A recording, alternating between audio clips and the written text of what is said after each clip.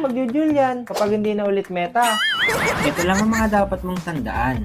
Mahirap lang mag-Julian kapag may kalaban ka na Hayabusa, Eve, Tigreal, at Blue. Pero kapag wala naman, pwede mong i-pick si Julian. Ito ang item build sa kanya. Magic Boots, Feather of Heaven, Rose Gold, Concentrated Energy, Wind Talker, at Hasclaw.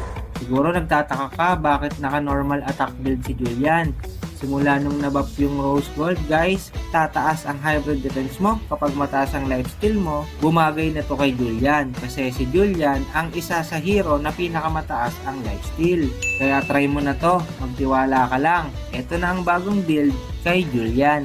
Ito naman ang emblem niya, Mage Emblem or Assassin Emblem. Ang talent niya, Swift para sa attack speed, Season Hunter para mabilis ka mag-jungle, Quantum Charge para may panakas ka kung sakaling magda-dive in ka. Para sa mga bagong gagamit ng Julian, may tatlong skill si Julian. First skill, may binabato siyang knife. Second skill, dash. Third skill naman niya ay root. Para naman magamit mo yung upgraded skill ni Julian, ang first skill niya ay matagal na shuriken. Mag second skill ka lang, tapos third skill, magagamit mo na yung shuriken. Kapag naman gusto mong gamitin yung second skill upgrade ni Julian, gamitin mo lang yung first skill mo, tapos yung third skill, magkakaroon ka na ng second skill na upgrade na dash. Kung gusto mo naman gamitin guys yung third skill ni Julian na upgraded, mag first skill ka lang tapos second skill. Ang magagamit mo na skill ay knock up. Punta naman tayo sa game. After mo mag-buff, pag level 3 ka na, pwede ka na maghanap ng dadalawan kasi kompleto na ang skill mo.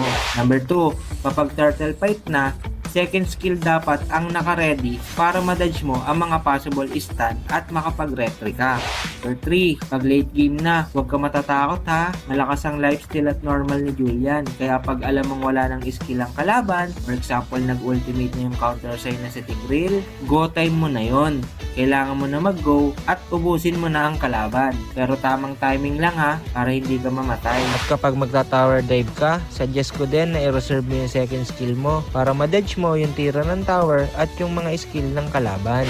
Number 4, bagong meta na si Julian kaya bago na rin yung skill na binibitaw niya. Mas okay kung lagi mong gagamitin yung second skill para makalapit ka sa kalaban at manormal mo. Tapos madadodge mo pa yung mga skill nila. At yun lang, sana may natutunan kayo sa video na to guys. Sana makatulong!